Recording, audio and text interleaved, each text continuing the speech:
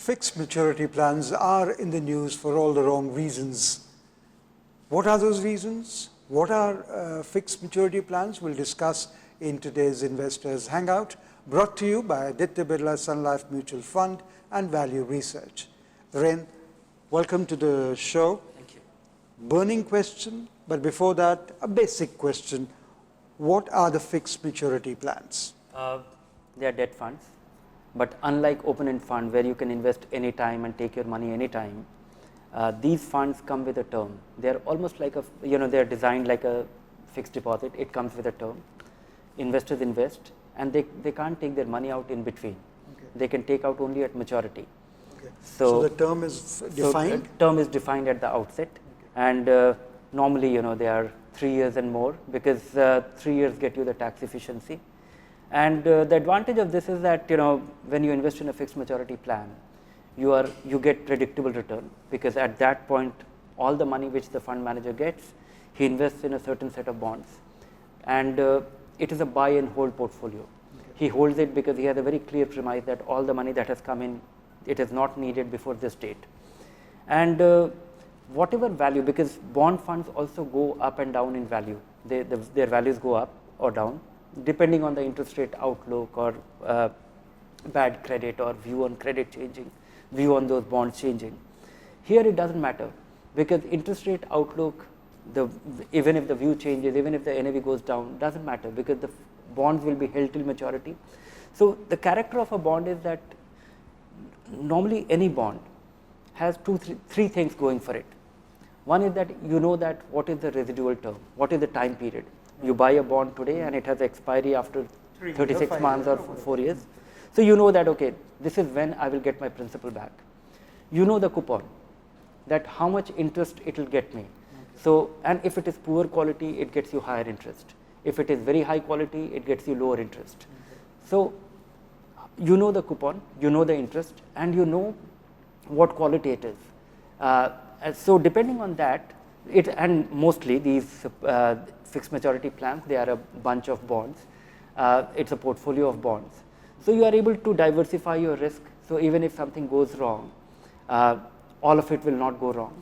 You are able to spread it over different quality, different. Of course, they all must have expiry or maturity of the underlying bonds coinciding with the expiry or the term of the fixed maturity plans. So if FMP is to expire in, or has a term ending in December 2019, then all the bonds must, they should be, the fund manager should be able to realize it in December 2019.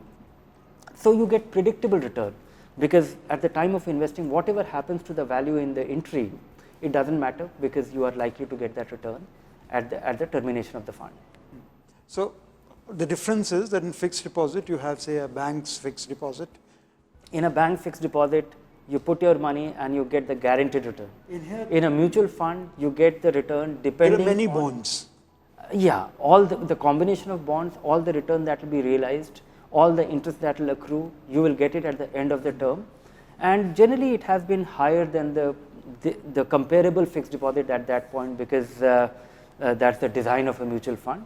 All the return accruing to those bonds, less expenses, is investors' return. Okay. So, and the difference between a FMP, fixed maturity plan, and an open-end fund is that because a lot of investors take their money out, or a lot of investors invest in between, the fund manager has to proactively manage it. Okay. And because now we have 16 kind of debt funds, so their stated objective drive fund manager to manage it actively. So many a times, you can't take a long-term view with a bond fund.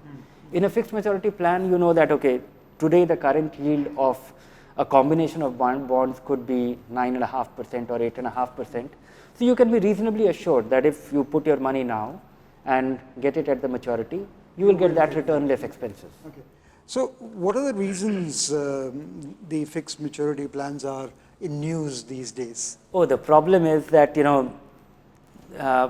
these fixed maturity plans, they try to optimize return. So they invest a part of the money in very high quality bonds, maybe Government of India bond. Then they invest in reasonable quality corporate bonds, AAA bonds and AA bonds. And then they put in a small part of the money, or depending on their own judgment, they invest in lower rated bonds, and lower rated bonds to optimize return. And in some of the funds, many funds have exposure to certain securities which are not defaulting, but they are on the verge of defaulting. They are not honoring their commitment of giving the money back on time. They have sought, SL Group companies borrowed money.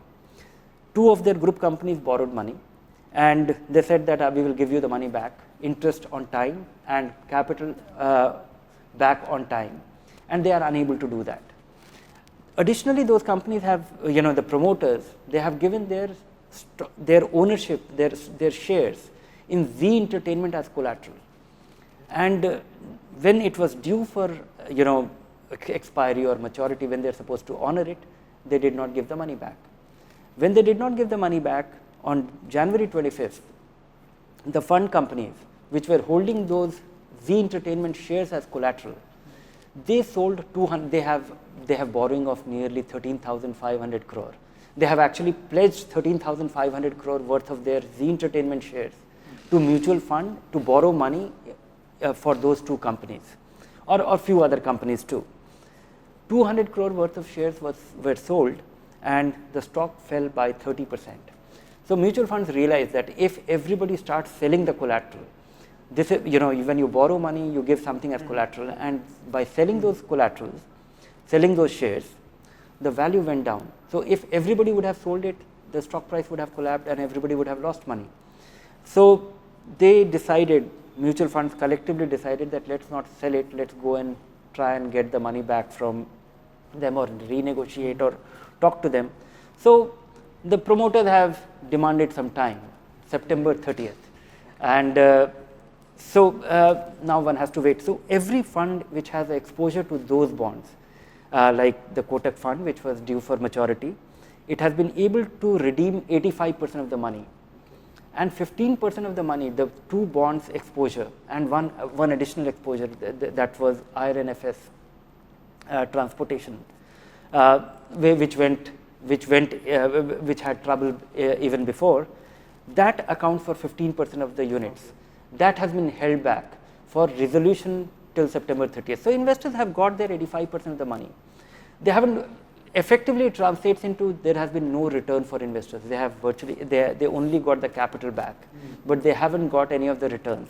And return is subject to, there is a probability that they will get their return. They will get their return by September 30th or before. Of course, fund companies have the right to sell those shares again in the market, because that collateral lies with them if they are unable to get the money back. So let's hope that investors get their return, but so far they have largely been able to get only their principal in that particular fund. So how bad is this situation? It is not all that bad. So far we have. Is there anything to worry about? No, there is something to worry about, that it is disappointing for investors. It is disappointing to investors because I have come across a lot of mails and a lot of people calling me. The real problem does not lie here. In fact, the real problem lies in the fact that many investors were sold these fixed maturity plans by some people who said that they are almost as safe as fixed deposit. They are just as good as fixed deposit. I think the lack of understanding that they also carry risk. Once in a while, you will not get a part of your money back. It may not necessarily yield the very high return which they were pointed to. But it's not all that bad, because when I look at all the FMPs, there are about 30 FMPs which has nominal or some meaningful exposure, ranging between 2 to 8 to 10%. So 2 to 8 to 10% of your money to ILFS and to these bonds, okay, which means that there will be a reduction in your return. There will be a delay in the payment of that return subject to resolution.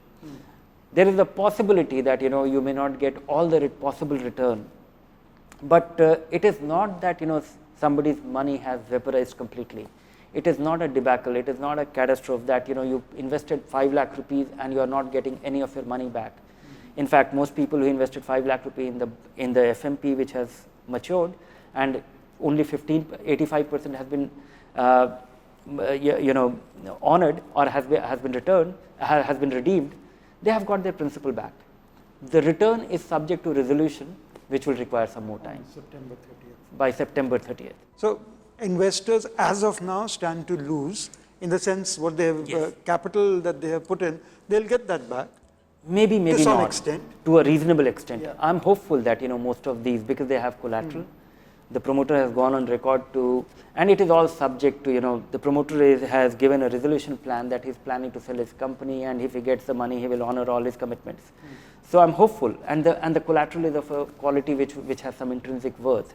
But yes, it is all messed up. It's not done till you get your money back. So it's reasonable anxiety for investors. But at the same time, I would say that the likelihood it is fund companies have been able to go back and renegotiate that. If they are able to get the money back because of the delay, will they get some higher return? Yes, little bit more. Even this 6-month period for the residual money which is stuck, they will get higher return from the issuer of the bonds because it has been delayed. I would say that 95% of the FMPs redeemed in last 1 year, they have been able to they have been decent experience for investors.